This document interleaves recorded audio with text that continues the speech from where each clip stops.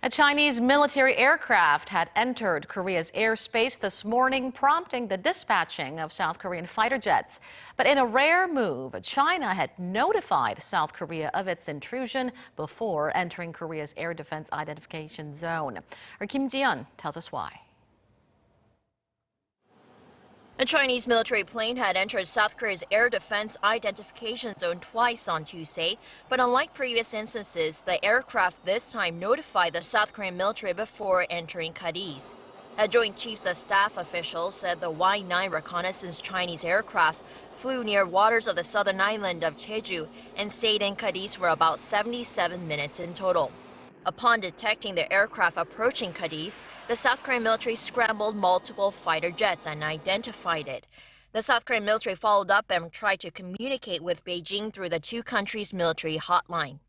The Chinese responded, informing of its flight information, route, and purposes. It's believed the Chinese military aircraft have entered KADIZ more than 24 times this year alone. But Tuesday's intrusion marks the first time China shared such flight information ahead of KADIZ entry.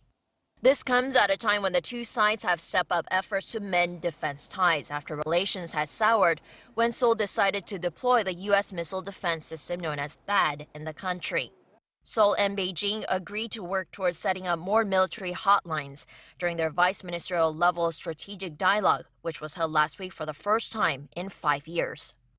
An official from South Korea's Joint Chief of Staff said 28 countries have designated air defense identification zones for the early detection of foreign aircraft entering into territorial airspace. The zones are not bound by international law nor regulated by any international body. Kim Ji-yeon, Arirang News.